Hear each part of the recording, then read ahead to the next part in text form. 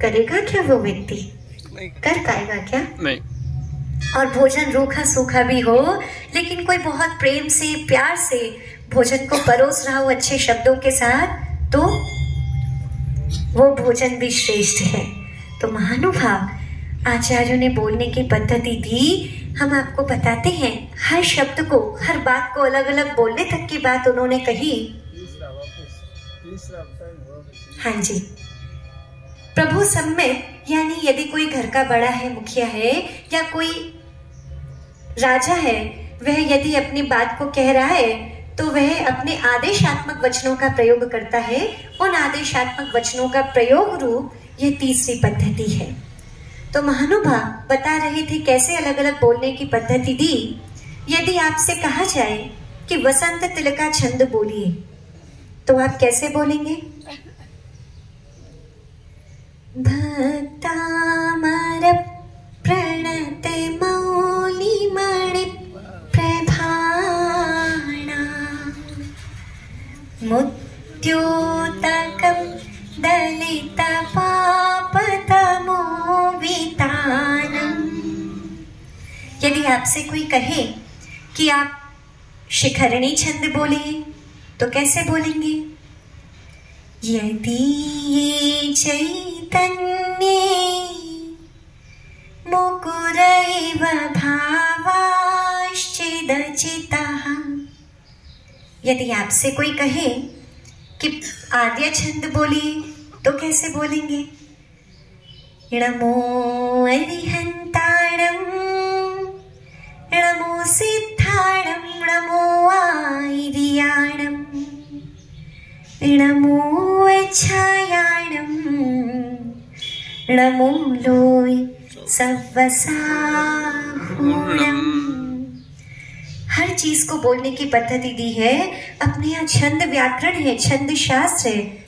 शिखरणी छंद, वसंत तिलका छंद, भुजंग प्रयात छंद, गीतिका छंद, हरि गीतिका छंद, सखी छंद, पायता छंद, मालिनी छंद, हरिणी छंद, द्रुत विलंबित छंद, ना जाने कितने कितने प्रकार के छंद हैं। और तो और आचार्य श्री ने एक सर्वतोभद्र नामक विधान लिखा था। उसी विधान में लगभग 99 प्रकार के छंदों का प्रयोग किया, और हर छंद को बोलने की पद्धति अलग अलग है।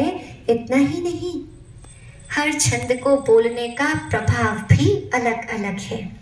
व्यक्ति के स्वास्थ्य पर, व्यक्ति के मन और मस्तिष्क पर हर छंद का अलग अलग प्रभाव पड़ता है। इसी तरह आपने नाम सुना होगा, जिन्होंने संगीत आदि में कभी कुछ सुना हो, मालकोश, भैरव इत्यादि प्रकार के जो राग होते हैं, उन रागों को भी किस समय पर कौन सा राग किस बीमारी को दूर करने में सहायक होता है, यह सब भी आचार्यों ने विवेचन किया।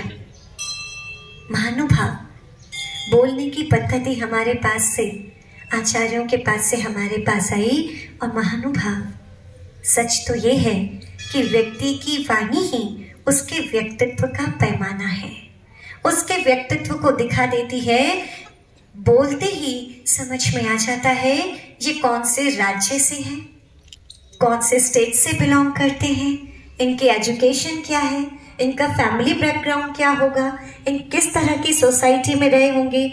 ये सब सामने वाले के शब्दों से समझ में आ जाता है। और इसीलिए किसी ने कहा है कि इंसान एक दुकान है और जुबान उसका ताला। ताला खोलने पर ही पता लगता है कि दुकान कोयले की है या हीरो की है। कि व्यक्ति तो सामान्य है, हर व्यक्ति आ रहा है, लेकिन जैसे ही व्यक्ति बोलना प्रारंभ करता है, उसके इष्ट मिष्ट और शिष्ट वाणी उसके संस्कार और सभ्यता को प्रदर्शित करती है, और इससे विपरीत वाणी उसके कुसंस्कारों को दिखाती है। तो महानुभाव, इष्ट मिष्ट शिष्ट बोले, इष्ट मिष्ट शिष्ट ही सुने। पूज्य गुरुदेव कहते हैं कि मन चाहा बोलने वाले को अक्सर अनचाहा सुनना पड़ता है। जो व्यक्ति जैसा मन में आया वैसे बोल दिया, तो बोले फिर सामने वाला भी स्वतंत्र है, वह भी कैसे भी बोल सकता है। यदि आप इष्ट मिष्ट शिष्ट सुनना पसंद करते हैं तो कैसा बोलना शुरू करें? इष्ट मिष्ट शिष्ट। महानुभाव, पहले तीर्थंकर भगवान आदिनाथ स्वामी की आयु आप लोग जानते हैं? 84 लाख वर्ष पूर्व। इतनी बड़ी आयु, उनकी इतनी बड़ी आयु में भी उन्होंने एक भी शब्द ऐसा नहीं बोला कि सामने वाले को जाकर के चुभ जाए। जिस शब्द को बोल करके सामने उन्हें खुद दुख हुआ हो या सामने वाले का मन दुखा हो, सामने वाले की आंखों में आंसू आए हो, उन्होंने अपनी इतनी लंबी आयु में भी ऐसा शब्द नहीं बोला। पूर्व हटा दें, पूर्व बहुत बड़ा यूनिट होता है। यदि हम 84 वर्ष ही ले लें, आज की एवरेज एज हम कितनी मान सकते हैं? सब लोग यही कहते हैं, बोले 60 मान करके चलो, ऊपर तो जो है वो सब इंटरेस्ट का है।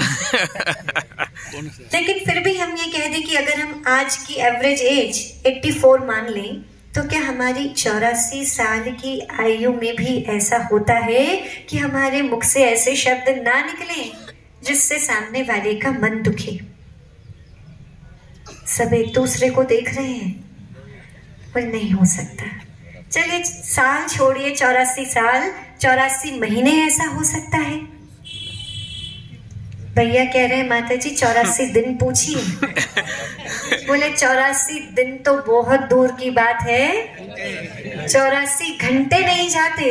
और 84 घंटे भी छोड़िए, यदि व्यक्ति जग रहे हो और मौन ना हो तो 84 मिनट भी भारी पड़ जाते हैं। तो महानुभाव, हम कहते हैं हम वीर के अंशज हैं, वंशज हैं, लेकिन कैसे? केवल कहने के लिए नहीं। हम उस परंपरा के हैं जिस परंपरा में बोलने की पद्धति आई है, तो ऐसी बोलने की पद्धति आई जो स्वयं को भी शीतलता दे रही है, सामने वाले को भी शीतलता दे रही है। मिष्ट वचनों से काम चल सकता है। कल मुकेश भैया पूछ रहे थे कि माता जी, अब कई बार तो जवाब गुस्से से देना पड़ता है। एक बात बताइए, और पूज्य गुरुदेव भी कहते हैं, बोले जितना प्रभाव आपकी सहजता की वाणी का सामने वाले पर पड़ता है, आपके गुस्से की बात का प्रभाव सामने वाले पर नहीं पड़ता। और पता है, आप लोग गुस्सा भी करेंगे तो घर में पता है क्या कहेंगे? इनकी तो आदत है। अब गुस्से का भी प्रभाव पड़ना बंद हो गया, सामने वाला भी इधर से सुनता इधर से निकाल देता है, बोले आदत है। महानुभाव, अपनी भाषा वल्गणाओं को वेस्ट क्यों करना, उनका दुरुपयोग क्यों करना? जो काम शांति से बन सकता है उसे गुस्से से बनाने की आवश्यकता ही नहीं है। और क्रोध के विषय में आपको एक सही बात बताए, एक व्यक्ति जो एक बहुत बड़े बिजनेसमैन, उनका एक बार टेस्ट लिया गया, उनका एनर्जी लेवल 200 फीट आया। जो कॉपर रॉड से चेक करते हैं ना एनर्जी, उसके बाद उन व्यक्ति से पूछा तो उन व्यक्ति ने कहा, मैंने पिछले 1 साल से गुस्सा करना छोड़ दिया। पहले मुझे बहुत गुस्सा आता था और गुस्सा करने के बाद मैं उसका जब रिजल्ट देखता था तो मन में बहुत दुखी होता था। उसके बाद मैंने सोचा कुछ भी हो, मैं अपना पूरा एम्पायर बिना गुस्से के भी चला सकता हूँ। उनसे कहा, आपने कब गुस्सा किया था? बोले 1 साल से तो किया ही नहीं। बोले ठीक है, आंख बंद करके आप वो दृश्य सोचिए जब आपने गुस्सा नहीं किया, जब आपने गुस्सा किया था। उस लास्ट सीन को सोचिए जब आपने बहुत ज्यादा गुस्सा किया था, बर्स्ट आउट हुए थे। उन्होंने आंख बंद करके उस दृश्य को सोचा था। दोबारा उनका एनर्जी लेवल चेक किया, 20 फीट। 200 फीट से 20 पे 20 फीट। केवल गुस्सा किया नहीं था, अभी तो केवल सोचा था। महानुभाव, और जब गुस्सा करते हैं तो उस समय तो एनर्जी लेवल 0 से शायद माइनस में ही चला जाता हो। और जो WBC हैं, यानी वाइट ब्लड सेल्स जो ब्लड में होती हैं, वो भी RBC में कन्वर्ट हो जाती हैं। महानुभाव, यह गुस्सा करना अपने व्यक्तित्व को बिगाड़ना है, बुरे शब्दों का प्रयोग करना अपने व्यक्तित्व का पैमाना नीचे लाना है। इसीलिए कहा भैया अच्छे शब्दों का प्रयोग कीजिए। एक भजन की पंक्ति भी आती है, नाप कर तौल कर कुछ कहा कीजिए, नाप कर तौल कर कुछ कहा कीजिए, आप मध्यम स्वरों में रहा कीजिए। यदि आप कहीं कोई सामान लेने जाते हैं, किसी को देते हैं, तो नापने तौलने वाला तो नाप तौल कर ही देते हैं ना। तो जब अपने इतने महत्वपूर्ण शब्द आप दे रहे हैं, जिनके साथ आपकी शक्ति लगी हुई है, उनको भी बोलने से पहले एक बार सोच लें, क्योंकि कमान से निकला हुआ बाण और मुंह से निकली हुई वाणी लौट करके वापस नहीं आती। बाद में कितना भी सॉरी फील कर लें, लेकिन वह बात जो बोल दी जाती है कई बार सामने वाले को चुभ जाती है। एक छोटा सा दृष्टांत हम आपको बताते हैं। एक बार कंकभट्ट नाम का एक ब्राह्मण रहा करता था। वह कंकभट्ट ब्राह्मण श्रावस्ती में रहता था। कौशाम्बी नगरी की ओर उसे एक बार प्रयाण करना था। उसकी पत्नी ने कुछ दाल और चावल उसके साथ लेकर के रख दिए। रास्ता लंबा है, जहां पर भूख लगे पका करके खा लेना। वह व्यक्ति उन दाल चावल को लेकर के निकला। दिन भर चला, रात में थक गया। एक गांव में जाकर के रुका और वहां जाकर के किसी के घर के आंगन में जाकर सो गया। बाहर की जगह थी, नींद लग गई। सुबह उस घर की महिला ने जब द्वार खोले तो द्वार की खड़खड़ाहट से उस व्यक्ति की आंख खुली। वह ब्राह्मण जाग करके खड़ा हुआ और उसने कहा, बहन जी माफ करना। बहन जी ने कहा, कोई बात नहीं भैया, कहाँ से आए हो? इस नगर के तो नहीं लगते, कहाँ पर जाना है? उसने कहा, मैं श्रावस्ती से आया हूँ, कौशाम्बी की ओर जाना है। बोले, तब तो आप हमारे अतिथि हुए, क्योंकि ये बात उसी समय की है जब देश की परंपरा थी, संस्कृति थी, अतिथि देवो भवः, यानी अतिथि को देवता के समान माना जाता था। धीरे धीरे तो खैर संस्कृति में परिवर्तन आता चला गया। उसके बाद लोग कहने लगे शुभ लाभ, जो शुभ है वही लाभ है। थोड़ा और परिवर्तन आया, समय बीता तो लोग घर के सामने लिखने लगे सुस्वागतम, आइए आपका स्वागत है। थोड़ा और वेस्टर्न कल्चर की ओर मोल्ड हुए तो लिखने लगे वेलकम। थोड़ा सा और आगे बढ़े तो आजकल तो हम भी देखते हैं घरों के आगे लिखा होता है beware of dogs. No welcome, कोई शुभ लाभ नहीं। तो सामने वाला भी, कई बार हम बिहार में चल रहे थे तो एक पीछे से आवाज आई, कोई व्यक्ति बोले इस घर में और कोई रहता है या नहीं? कुत्ते रहते हैं। तो वहां पर उस महिला की वे संस्कृति का पालन करते हुए उसने कहा, भैया बताइए मैं आपकी क्या मदद कर सकती हूँ? बोले, आप यदि कर सकते हैं तो एक काम कर दीजिए, मेरे पास दाल चावल है, आप इन्हें पका दीजिए।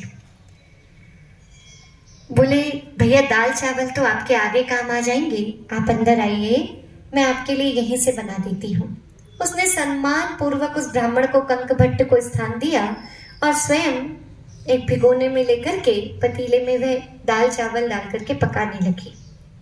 इतने में ही वह व्यक्ति देखता है, कंकभट्ट ब्राह्मण, कि उसके घर में ही, पहले के जो गांव के घर होते थे, अंदर ही बड़ी बड़ी गौशाला सी भी होती थी। तो अंदर ही उसका पशुधन था। वह देखता है कि एक भैंस जो उसमें प्रवेश कर रही थी अपने स्थान पर गौशाला में ही, तो वह थोड़ी सी अच्छी थी, हेल्थ उसकी अच्छी थी, तो वो थोड़ा सा टेढ़ा मेढ़ा होकर के, सींग टेढ़े मेढ़े कर करके अंदर चली गई। गेट थोड़ा छोटा था। कंकभट्ट ने ये देखा तो बोला, बहन जी एक बात कहूं? बहन जी ने कहा, भैया पूछते क्यों हो, कहिए। बोले, बात ये है, ये जो आपकी गौशाला है उसका द्वार बहुत छोटा है। अभी अभी मैंने एक भैंस को अंदर जाते हुए देखा, थोड़ी सी वह तंग जगह रह गई। यदि आपकी वह भैंस अंदर गौशाला में मर गई तो? उस महिला को लगा, भैया सुबह सुबह बैठ करके कैसी बात कर रहा है, मेरी सबसे प्रिय भैंस है, सबसे ज्यादा दुग्ध भी देती है। उस महिला को थोड़ा बुरा तो लगा, किंतु चुपचाप बैठ गई। थोड़ा समय व्यतीत हुआ ही था कि तब तक बेटा आ गया। माँ के चरण स्पर्श करता है, आशीर्वाद लेता है। माँ, हमने जो पिताजी के गल्ले का काम था उसको बंद कर दिया और कपड़े का एक बहुत बड़ा शोरूम खोला है। आसपास के 20 गांव नगरों में भी ऐसा शोरूम नहीं है। लगभग 5 करोड़ की लागत लगा करके वह शोरूम बनाया है। माँ ने कहा, अच्छा, बहुत अच्छा बेटा, खूब तरक्की करो। बेटा चला गया और ये सारी बात कौन सुन रहा था? ब्राह्मण कंक भट्ट। वह कंक भट्ट कहता है, बहन जी एक बात कहूं? बहन जी का मन तो नहीं था कि कहे, पर फिर भी वह कुछ बोला नहीं। बहन जी ने कुछ उत्तर नहीं दिया तो कंक भट्ट बोला, बहन जी आपके पति का जो काम था ना गल्ले का, वो काम बहुत अच्छा था। उसने कहा, क्यों भैया? बोले, दरअसल बात ये है, आपके बेटे ने कपड़ों का शोरूम बनवाया है, अगर उसके कपड़ों के शोरूम में आग लग गई तो? अब तो वह कंक भट्ट ब्राह्मण को देख करके महिला को बहुत गुस्सा आता है, दांत मिसमिसाती है, उसकी तरफ पीट करके बैठ जाती है और थोड़ा भिगोना पटक देती है। ये क्या करूं, सुबह सुबह कोई ऐसे शब्द बोले जाते हैं। उसने कहा, कोई बात नहीं, समय देखा, बोले और 5-7 मिनट की बात है, चला जाएगा। इतनी ही देर में सेठानी की बहू आ गई, उस महिला की बहू आ गई। वह आकर के नव विवाहिता थी, उसने आकर के अपनी माँ के चरण स्पर्श किए और चरण स्पर्श किए तो उन महिला ने अपने आभूषण देते हुए कहा, बेटा ये हमारे कुल परंपरा के आभूषण हैं, ये मैंने तुम्हारे नाप की चूड़ियाँ इत्यादि सब आभूषण तुम्हारे नाप के करा दिए हैं और हमारे यहाँ नई बहू को यही दिया जाता है।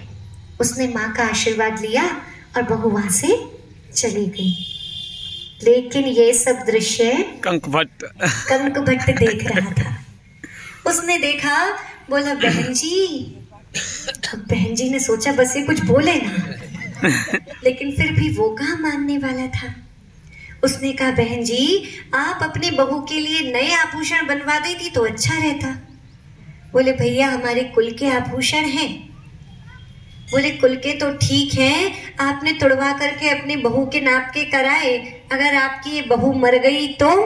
अब तो उस महिला को बहुत गुस्सा आया कि मेरे बेटे के अभी 15 दिन पहले शादी हुई है और इस प्रकार के शब्द बोल रहा है। उसने भिगोना उठाया, जो कच्ची पक्की सी खिचड़ी थी ब्राह्मण की झोली कराई, उसमें डाल दी। बोले, सामने का द्वार, बाहर निकलने का द्वार वो है। वह ब्राह्मण अपना सिर खुजाता हुआ एक हाथ से झोली पकड़ करके घर के बाहर जाने लगता है। क्योंकि खिचड़ी पूरी पकी नहीं थी तो जो उसका पानी था वो टपक रहा था। वह जैसे ही अपनी झोली लेकर के निकलता है, सामने चौपाल पर कुछ लोग बैठे हुए थे। उन्होंने कहा, भैया ये तुम्हारी झोली से क्या टपक रहा है? फिर बोला, कुछ नहीं। बोले, नहीं कुछ तो टपक रहा है, हमें तो दिख रहा है। बोले, नहीं नहीं ऐसा कुछ नहीं। बोले, बताओ तो सही। कंक भट्ट कहता है, भैया दरअसल बात ये है, ये और कुछ नहीं, मेरी जीभ का जहर टपक रहा है। महानुभाव, जब व्यक्ति की वाणी मिष्ट होती है तो सम्मान प्राप्त करता है, और यदि विष भरी वाणी होती है, कुत्सित या कुवचनों का प्रयोग करता है, तो हर जगह से अपमान ही प्राप्त करता है।